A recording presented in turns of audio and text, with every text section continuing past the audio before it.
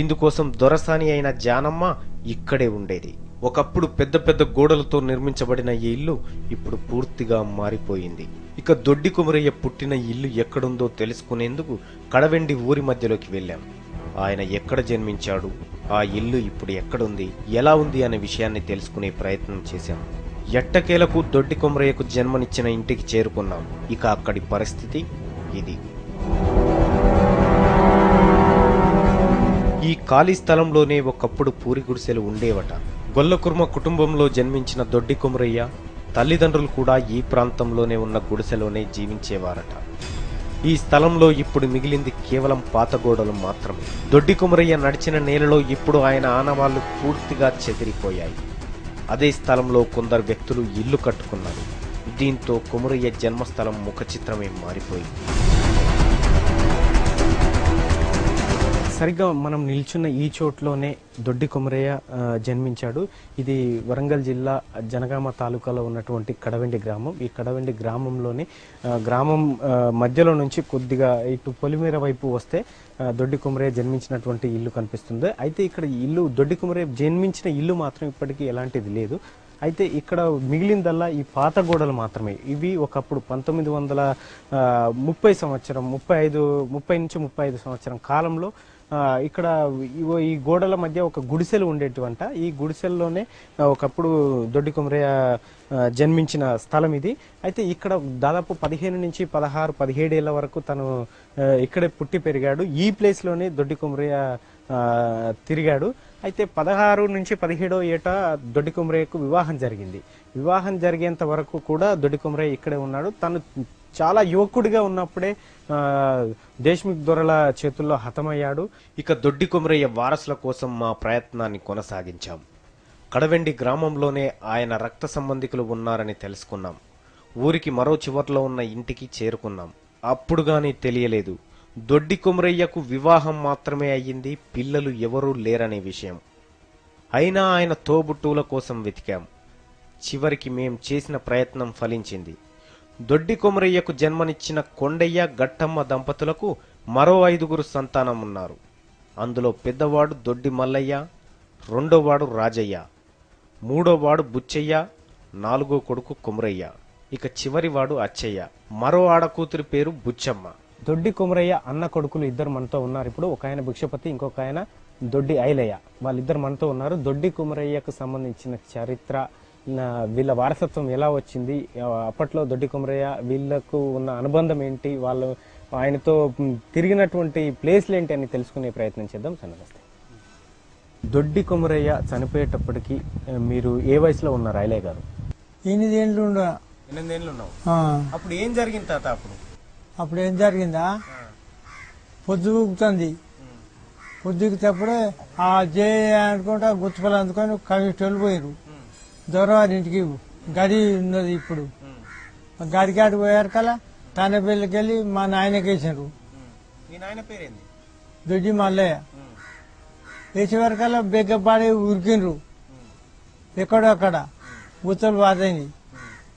ఏముంది ఎవరు తీసుకొని పాతయింగిరు. ఉరకంగానే మా నాయనుండి అడ్డం పడ్డాడు.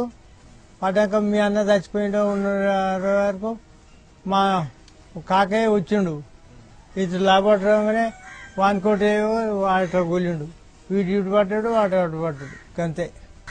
ఆ రోజు ఇద్దరిని కాల్చిరా? ఇద్దరి ఒక రోజు కాదు, మీరు వచ్చినట్టు చేపట్లే.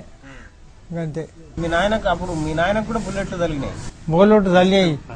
ఆంధ్రమా సభే మా నాయన బలయ్యండి, మా కాకయ్య బయలయ్యాడు. కళ్ళల్లో పడుతోని అడ్డం పడ్డాడు, బతికిండు. దొడ్డి కొమరయ్య మీకేమవుతారు? దొడ్డి కొమరయ్య అన్న, దొడ్డి మల్లయ్య, దొడ్డి మల్లయ్య కొడుకులం. దొడ్డి కొమరయ్య వారసత్వంగా మీరు ఎప్పుడైనా బయటికి వెళ్ళినప్పుడు ప్రజలు మిమ్మల్ని దొడ్డి కొమరయ్య వారసులు తిరిగి ఏదైనా సభలు సమావేశాలు జరిగినా కూడా అక్కడ మనం ప్రత్యేకంగా ఆహ్వానిస్తారు. ఫిబ్రవరి 16 తారీఖు నాడు జనగామలో కుర్వమాస పెడితే ఆ కుల బాంధవుల ప్రతినిధిగా అనుకున్నట్టు సరే దొడ్డి కొమరయ్య ప్రాంగణంలో ఏర్పాటు చేసినటువంటి కుర్మ గర్జన కూడా దాంట్లో కూడా మమ్మల్ని ప్రత్యేకంగా ఆహ్వానితులుగా వేదికపైకి వాళ్ళ వారసులుగా ఆహ్వానించారు. దొడ్డి కొమరయ్య మిమ్మల్ని ఎప్పుడైనా ఎత్తుకున్నాడా అండి? ఎత్తుకుండో లేదో మరి గొర్రెలు కాసేది ఏం ఎత్తుకోలేదు ఆ కాలంలో ఎత్తుకుడు బావుకాలు లేవు. చిల్లపక్క పనులు ఉంటే మా బైసనవ దగ్గర ఉండే మా చిన్నమ్మ ఉండే ఆడ అన్నం తినేది. పెళ్ళి అయింది కానీ ఇక రాలే, వస్తున్నాయి ఇక ఏడాది 6 నెలలు చేసుకుంటూ మా చిన్నమ్మ దగ్గర ఉన్నాడు. భిక్షపతి గారు, మీరు చెప్పండి, దొడ్డి కొమరయ్య అనుకున్న ఆశయాలు నెరవేరాయి అనుకుంటున్నారా? అది ఎంత మాత్రం కూడా జరగలేని చెప్పి నేను అభిప్రాయం పడుతున్నా.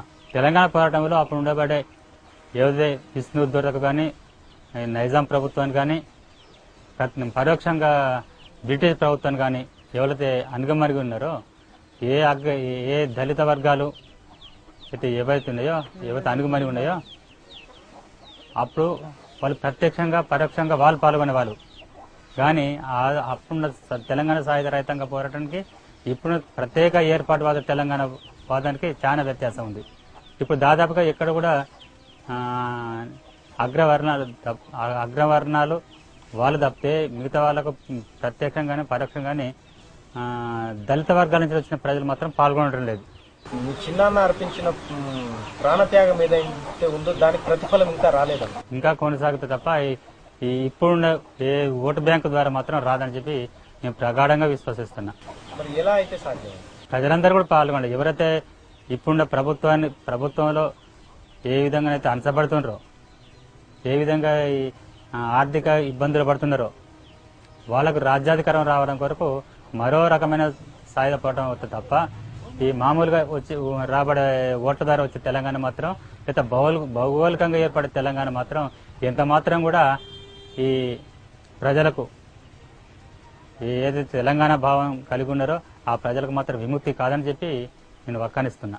ఎర్రజెండా నీటిలోనే ఆయన ఉద్యమం చేశారు. ఇప్పుడు మీరు అదే ఎర్రజెండా నీటిలో ఉంటున్నారా? అవును, సానుభూతి పల్లె ఉన్నా కానీ మిగతా ఏ పార్టీలో కూడా ఇంతవరకు సభ్యత్వంగా వేయలేంటిది కానీ మనసు ఒప్పదు. ఎందుకంటే మీరు ఇందాక చెప్పినట్టు కూడా మీకు ఏ విధంగా ప్రేరణ కలుగుతుంది దొడ్డి అన్నప్పుడు అంటే దాని కొరకే మీ ఇతర పార్టీలకు పోలేకపోతున్నాం అసలు ఆ ఫీలింగ్తోనే. ఇది దొడ్డి కొమరయ్య వారసులకు సంబంధించిన ఎపిసోడ్. మరో ఎపిసోడ్తో మళ్ళీ కలుద్దాం. చూస్తూనే ఉండండి V6 న్యూస్. ప్రతి దృశ్యం ప్రజల పక్షం.